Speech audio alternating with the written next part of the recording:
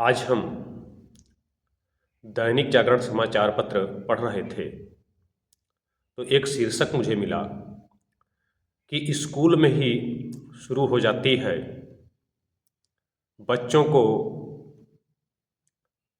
सनातन परंपरा से दूर करने की प्रवृत्ति या कोशिश। मैं सबसे पहले स्पष्ट कर देना चाहता हूं कि सनातन कोई एक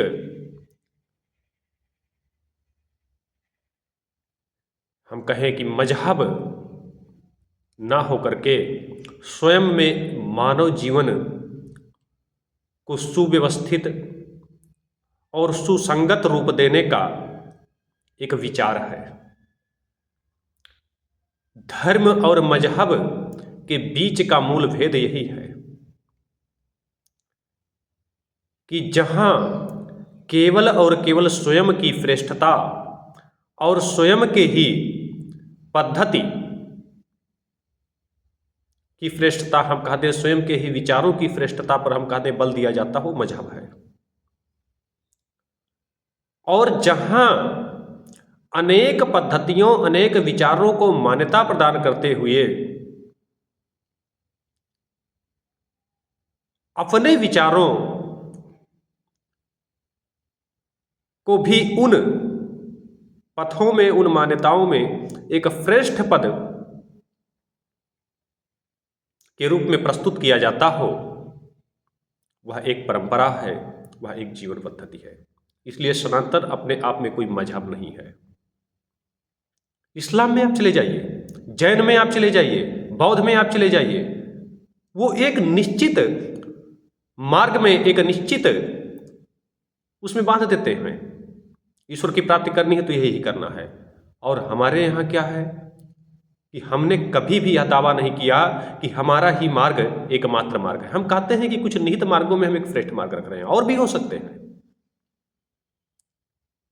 चलिए, हमारा मूल विषय है कि उसी शीर्षक को पढ़ते हुए, चूंकि आज हम लोग गीता जयंती मना रहे हैं, तो हमारे मन में विचार आया कि शायद उस शिक्षा का क्या अर्थ जो मानव को उसकी मानवता से ही दूर कर दे। और हमारे यहां तो शिक्षा इसी प्रकार की कुछ चल रही है। विडंबना यह भी है कि आज हम लोग गीता दिवस मना रहे हैं।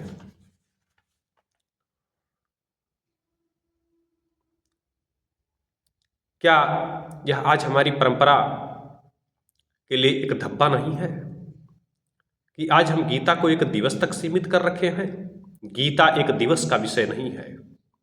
गीता किसी क्षण का मोहताज नहीं है, अपितु वास्तव में गीता तो कण कण व प्रत्येक मानवीय श्वास का एक विषय है। आज अगर हम देखें तो उपलब्ध कुछ स्रोतों के अनुसार गीता केवल सनातन परंपरा तक सीमित नहीं है, अपितु विश्व की लगभग विभिन्न भाषाओं में 3000 तक इसका अनुवाद हो चुका है। समय बहुत ज़्यादा ना लेते हुए हम संक्षिप्त में आज गीता के कुछ मूल विषय वस्तु पर आप लोगों के सामने चर्चा करना चाहेंगे। क्योंकि मैं ठहरा राजनीति विज्ञान का प्राध्यापक आचार्य और मुझे इन सब विषयों का बहुत ज़्यादा ज्ञान नहीं है, किंतु चूंकि एक मानव होने के नाते और यदि आप मानवीय दृष्टिकोण के अनुरूप जीवन जीना चाहते हैं, सुसंगत जीवन जीना चाहते हैं, तो हम यह कहकर नहीं बच सकते कि गीता हमारा विषय नहीं है, या किसी विषय का विषय नहीं है, या किसी व्यक्ति का विषय नहीं है, अपितु यह मानव जीवन के प्रत्येक श्वास का एक विषय है। चलिए, सबसे पहले हम थोड़ा सा इसका मूल परिचय कराना चाहेंगे।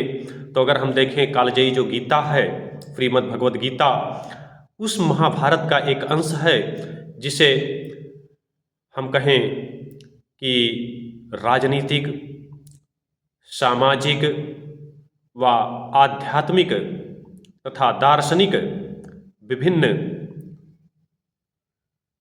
हम कहें कि चिंताओं और परंपराओं में एक विशिष्ट स्थान प्राप्त है। ग्रंथ के स्वरूप की हम बात करें तो यह महाभारत का ही एक हिस्सा है, जिसका वर्णन भीष्म पर्व के अध्याय 23 से 40 के बीच किया गया है। यह ग्रंथ कुल 18 अध्यायों में विभक्त है और जिसमें कुल 700 श्लोक पाए जाते हैं। संवाद की अगर हम बात करें तो भगवान श्री कृष्ण व अर्जुन के बीच इसमें संवाद देखने के लिए मिलता है और यह स्थान होता है कुरुक्षेत्र। यहाँ अर्जुन को मोह व संशय से दूर करने हेतु तथा कर्मपथ के अनुसरण हेतु भगवान श्री कृष्ण के द्वारा अर्जुन को उपदेश दिया गया है। स्रोत अगर हम बात करें गीता के तो भगवान श्री कृष्ण के उपदेश यानी स्वयं भगवान श्री कृष्ण ही इसके स्रोत हैं। श्रोता की बात करें तो अर्जुन व धृतराष्ट्र हैं, जैसा कि हम लोग मानते हैं केवल अर्जुन हैं, नहीं, धृतराष्ट्र भी एक श्रोता है। और प्रस्तोता की बात करें यानी उनके संवाद को प्रस्तुत किसने किया धृतराष्ट्र तक, तो वो संजय थे। तो इसमें श्रोता हैं और प्रस्तोता हैं। यह भी अपने आप में ध्यान देने योग्य विषय है कि अर्जुन व धृतराष्ट्र दोनों ही कृष्ण के उपदेशों को सुनते हैं, किंतु कदाचित अपने अपने ढंग से और भिन्न भिन्न रूपों में। जहां अर्जुन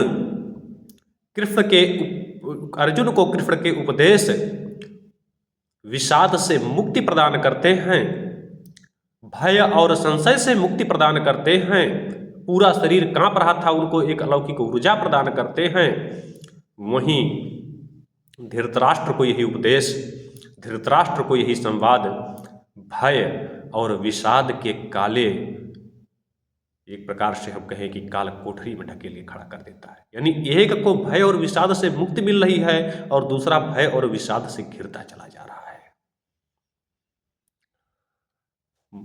भाषा की हम बात करें तो आप जानते ही हैं कि यह संस्कृत भाषा में रचित एक ग्रंथ है और रचनाकार कृष्णद्वैपायन वेदव्यास हैं और लेखन का कार्य माना जाता है कि गणेश जी ने स्वयं किया था। मुख्य संदेश की अगर हम बात करें गीता के तो 3 मुख्य संदेश इससे प्रवाहित होते हैं समाज के लिए। पहला कर्मयोग, यानी फल या परिणाम के आसक्ति में बंधे बिना अपने धर्म के अनुरूप यह कर्म के पालन का संदेश देता है। और अगर महत्व की हम बात करें इसके तो आज भी फल परिणाम की चिंता ही हमारे कर्म में प्रमुख बाधक है। हम अध्यापक हैं, हम क्यों कभी कभी अपने धर्म से समझौता कर लेते हैं, क्योंकि परिणाम के प्रति आसक्ति ही, परिणाम के प्रति लोभ और भय की भावना ही हमें अपने कर्मों से कभी कभी विमुख कर देती है। जब हमारे अंदर यह भाव उत्पन्न हो जाता है कि फला कर्म करेंगे तो शायद हमारे अधिकारीगण, हमारे छात्रगण हमसे विमुख न हो जाएं, नाराज न हो जाएं, तब कहीं ना कहीं हम अपने गुण और धर्म के अनुरूप जो हमारा कर्म है, जो हमारा दायित्व है, उससे हम विमुख हो जाते हैं।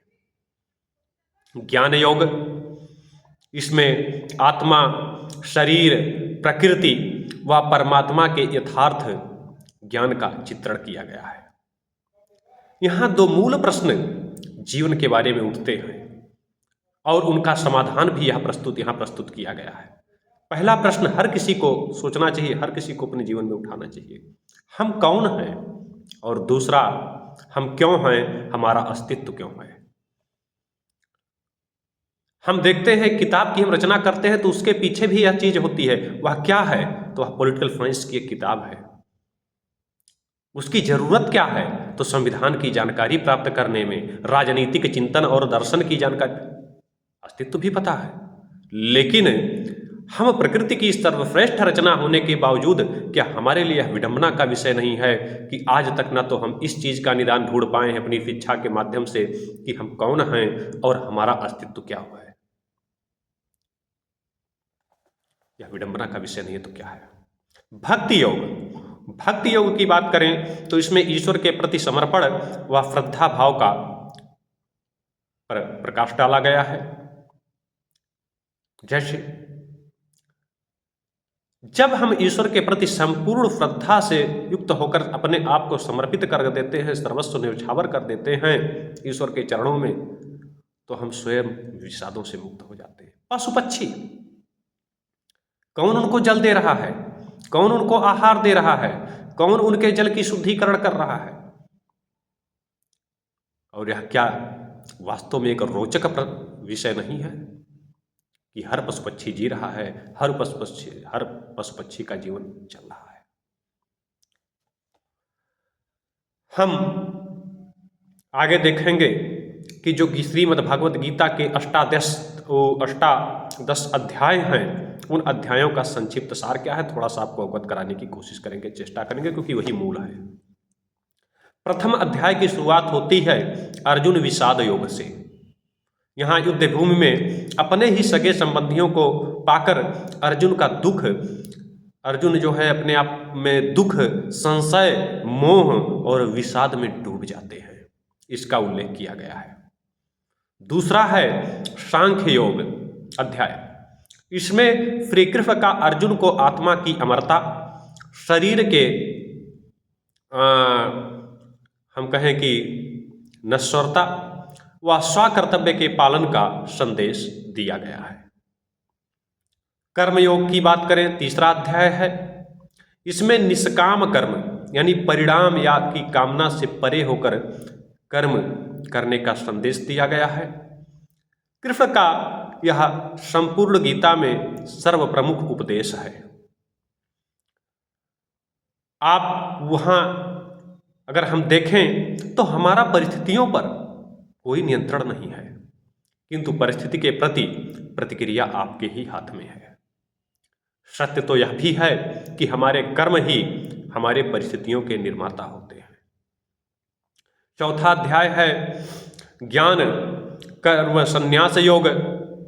यहाँ इस अध्याय में कर्म का सही आशय प्रस्तुत किया गया है और कर्मों से मुक्ति, अवतार का रहस्य व ज्ञान की श्रेष्ठता का उपदेश दिया गया है। हमारे पास समय नहीं कि बहुत ज़्यादा हम इसका विस्तार करें, थोड़ा थोड़ा आप जान लीजिए, जिससे आपकी भी अंदर भी उत्कंठा प्रकट होगी कि जब भी आपको समय मिले तब कम से कम इन अध्यायों का थोड़ा बहुत अध्ययन अवश्य किया जाए। कर्म संन्यास योग पांचवा अध्याय है। यहाँ कर्म व संन्यास योग दोनों का सूक्ष्म भेद प्रस्तुत किया गया है, उन पर चर्चा की गई है। वह कर्म करते हुए भी बताया गया है कि मन को कैसे सन्यासी बनाया जा सकता है। छठा अध्याय है ध्यान योग। इसमें मन को साधने, इंद्रिय नियंत्रण व ध्यान की विधि के प्रसंग का वर्णन किया गया है। सातवां अध्याय है ज्ञान विज्ञान योग। इसमें ईश्वर, प्रकृति और जीव, ब्रह्म की वास्तविकता तथा भक्ति के महत्व पर प्रकाश डाला गया है।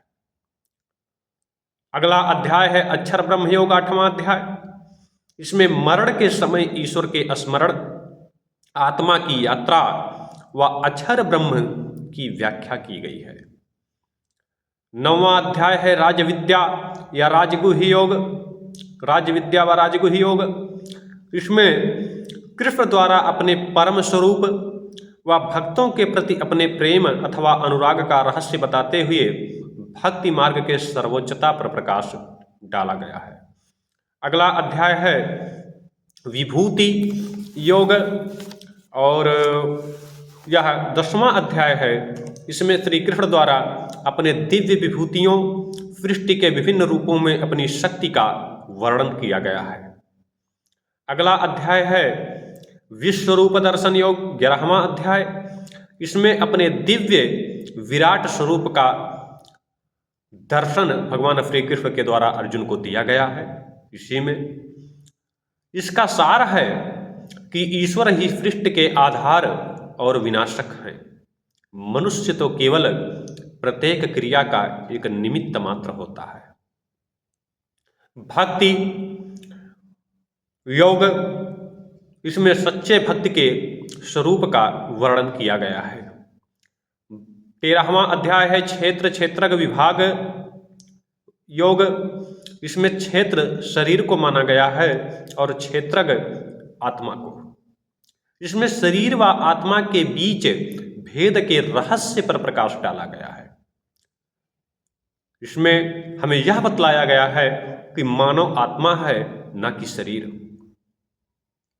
शरीर आत्मा का आवरण मात्र है। जिस प्रकार गेहूं के बीज के ऊपर छिलका मात्र होता है, वह बीज नहीं है, वह बीज के ऊपर एक छिलका है। यानी इस प्रकार से इसमें शरीर व आत्मा का ज्ञान प्रदान किया गया है। अगला अध्याय है 14वां गुणत्रय विभाग योग। इसमें सत्व, रज, तम, जीवन की इन 3 मूल प्रकृतियों का वर्णन किया गया है। वह किस प्रकार से मानवीय व्यवहार को यह नियंत्रित करते हैं, इस पर प्रकाश डाला गया है। अगला है पुरुषोत्तम योग, जो 15वां अध्याय है।